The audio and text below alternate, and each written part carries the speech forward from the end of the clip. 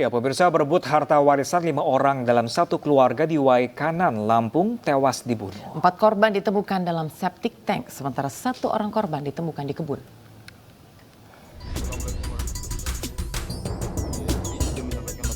Warga Kampung Margajaya, Kabupaten Waikanan, Lampung, digegerkan dengan tewasnya 5 orang korban dalam satu keluarga. Mirisnya 4 korban dicor dalam sebuah septic tank di belakang rumah tersangka yang merupakan anak korban. Sedangkan 1 korban lainnya ditemukan di sebuah kebun. Para korban yang tewas yakni ayah kandung tersangka Zainuddin, ibu tiri tersangka Siti Romlah, kakak kandung tersangka Wawan Wahyudin, dan terakhir keponakan pelaku Zahra yang masih berusia 6 tahun. Terungkapnya pembunuhan ini berawal dari kecurigaan warga yang sudah lama tidak melihat para korban. Kecurigaan warga semakin menjadi setelah hampir 1 tahun para korban tidak terlihat. Polisi yang mendapati laporan warga kemudian melakukan penyelidikan dan menangkap 2 tersangka yang merupakan ayah dan anak. Dari hasil pemeriksaan polisi, tersangka nekat menghabisi keluarganya sendiri lantaran berebut harta warisan. Ada laporan kehilangan keluarga, melapor ke Polsek Negara Batin. Setelah melapor sekitar bulan Juli tahun 2022 itu, anggota Polseknya melidik. Ini kehilangan, akhirnya dilidik lah, sehingga didapat informasi bahwa ada indikasi yang dilaporkan hilang tersebut, satu keluarga ini kemungkinan dibunuh sama inisial E ini, ya, sehingga inisial E dan anaknya inisial D. Atas perbuatannya tersangka dijerat pasal 340 KUHP dengan ancaman pidana mati atau seumur hidup. Dari Waikanan, Lampung, Andres Avandi, Anyus melaporkan.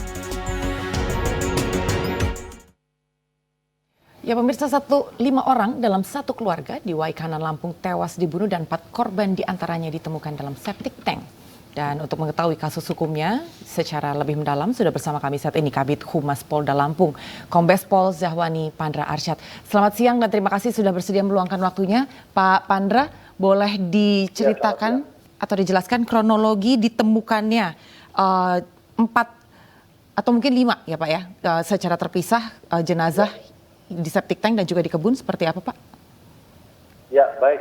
Kepolisian daerah Lampung, dalam hal ini Kapolda Lampung, Irjen Pol Ahmad Wiyagus memerintahkan kepada Kapolres Waikanan, AKBP Teddy Ratesna, untuk segera mengungkap terhadap adanya kasus pembunuhan satu keluarga, yaitu keluarga besar Zainuddin, yang mana kasus ini terjadi berdasarkan adanya laporan polisi pada tanggal 1 Juli 2022 tentang adanya kehilangan terhadap seseorang warga Margajaya, Kabupaten Waikanan.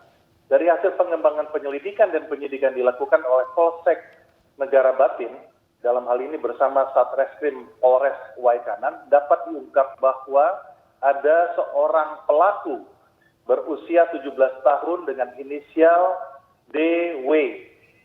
Ya, dari hal tersebut dilakukan pengembangan dan DW mengakui bahwa telah melakukan pembunuhan terhadap seseorang yang selama ini menghilang.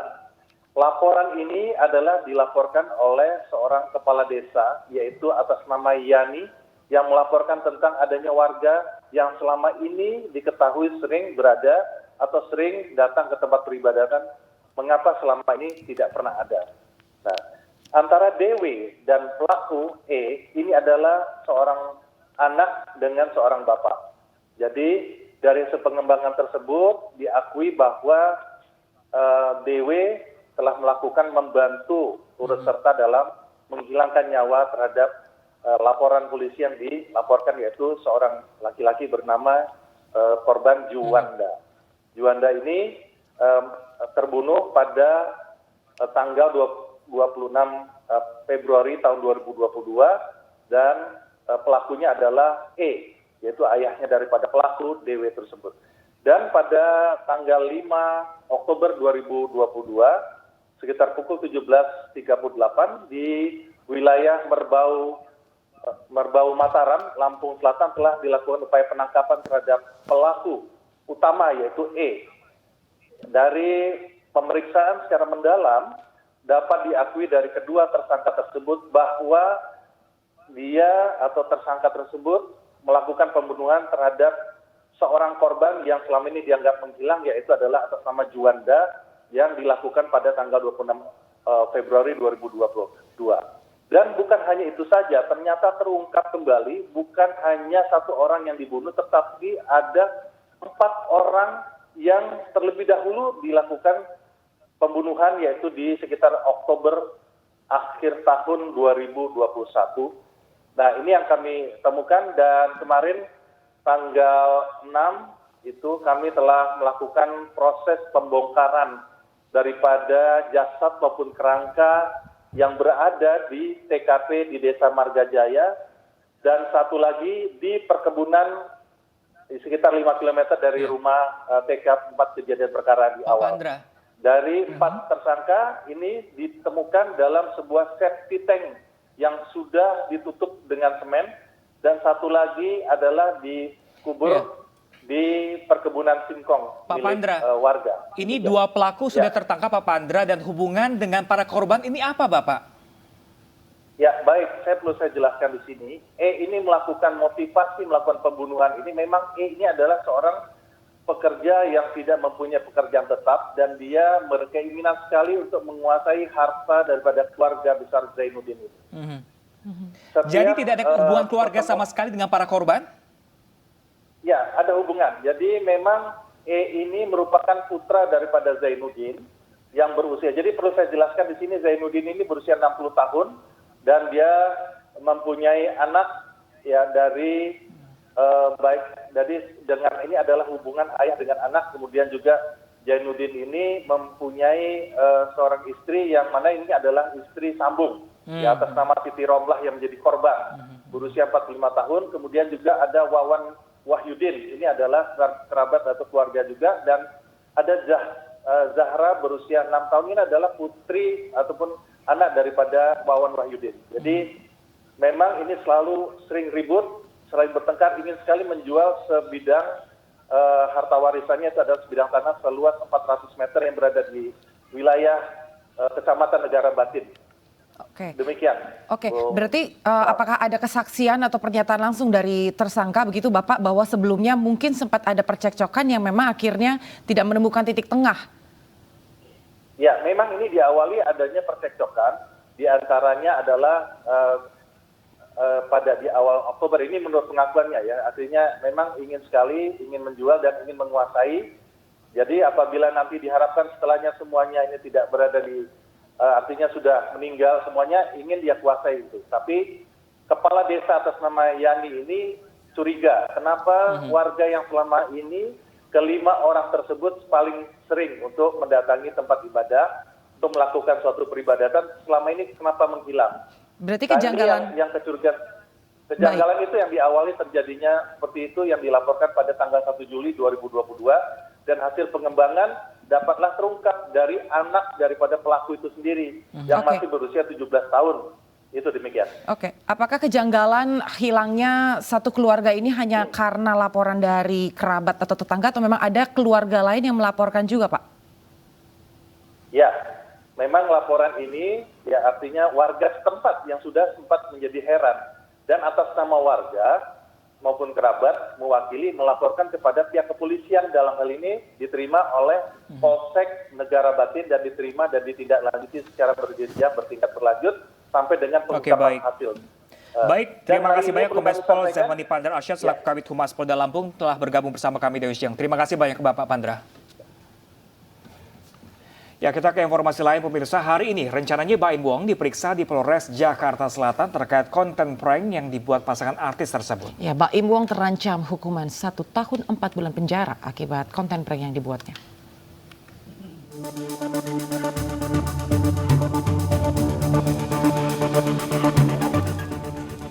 Meski permohonan maaf telah dilakukan oleh Baim Wong dan istrinya di Polsek Kebayoran Lama, penyidik tetap mendalami 2 laporan yang ditujukan kepada pasangan artis ini. Setelah pengumpulan barang bukti dan memeriksa saksi-saksi, Rencananya polisi akan memanggil pasangan suami istri tersebut terkait video prank yang mereka lakukan terhadap institusi Polri, yaitu laporan palsu adanya kekerasan dalam rumah tangga.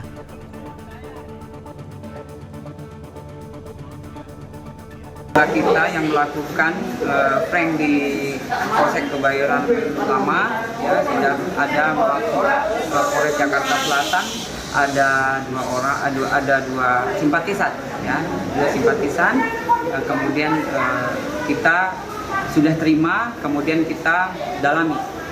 Artinya ada 2 laporan yang melaporkan Mbak Imong atau seperti apa, Bu? Ya, udah ada 2 laporan.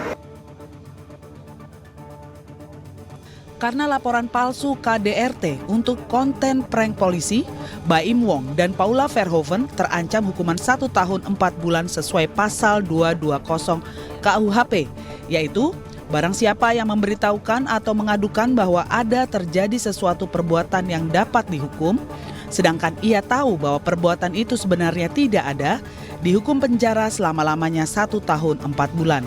Dari Jakarta, Helmi Sajangbati, iNews melaporkan. Ya, pemirsa, hari ini Baim Wong dijadwalkan diperiksa di Polres Jakarta Selatan terkait konten prank yang dibuat pasangan artis Baim Wong dan Paula Verhoeven. Ya, dan saat ini sudah bersama dengan kami, pemirsa, Calvin Tongki yang langsung dari Polres Jakarta Selatan. Calvin, apakah saat ini Baim telah hadir untuk menjalani pemeriksaan?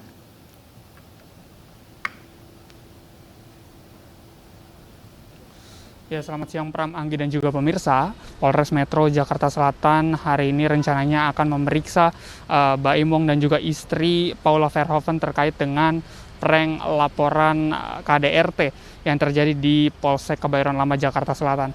Hal ini dibenarkan berdasarkan penuturan dari Kasih Humas Polres Metro Jakarta Selatan, AKP Nurmadewi, mengatakan bahwa untuk surat jadwal pemanggilan ini sudah dilayangkan kepada Baim dan Paula. Dan jadwal memang sudah dibuat, yakni untuk Baim dan Paula selisih 2 jam untuk pemeriksaan, yakni di mana Baim Wong dijadwalkan diperiksa sekitar pukul 14.00 waktu Indonesia bagian Barat, kemudian untuk istrinya Paula Verhoeven akan diperiksa di pukul 16.00 waktu Indonesia bagian Barat. Dan Baim Wong ini akan dimintai keterangan sebagai saksi, di mana pemeriksaan ini dilakukan menyusul adanya 2 laporan terkait dengan laporan palsu dan juga UU ITE. Sebelumnya memang Baim dan juga Paula Verhoeven ini mengaku sudah meminta maaf dan juga mengaku salah dengan langsung mendatangi Polsek Kebayoran Lama Jakarta Selatan, di mana Baim dan juga Paula sempat membuat konten prank KDRT pada 1 Oktober 2022 lalu. Dan konten prank itu kemudian diunggah di kanal YouTube dan mendapat respon negatif dari kalangan masyarakat dan juga kalangan artis. Di mana meski begitu Baim Wong dan juga Paula sudah dilaporkan oleh 2 simpatisan masyarakat terkait dengan UU ITE dan juga laporan palsu. Sementara itu, Anggi dan juga Pram. Baik, terima kasih rekan Calvin Tongki. Kami masih akan menanti informasi terbaru dari Anda dan selamat bertugas kembali. Pemirsa, artis Rizky Bilar mangkir dari pemeriksaan perdana terkait kasus kekerasan dalam rumah tangga terhadap istrinya Lesti Kejora. Ya, sementara penyidik Polres Metro Jakarta Selatan telah menyita rekaman kamera pengawas atau CCTV berisi kekerasan dalam rumah tangga atau KDRT yang dialami pedangdut Lesti Kejora.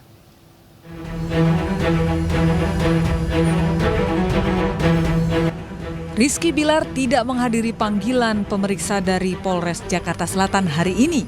Ia mengutus kuasa hukumnya untuk menyerahkan surat berisi ketidakhadirannya, sekaligus meminta penyidik mengagendakan ulang pemeriksaannya menjadi pekan depan. Menurut kuasa hukumnya, Ervil Manurung, saat ini Rizky Bilar tengah terganggu kondisi psikologisnya.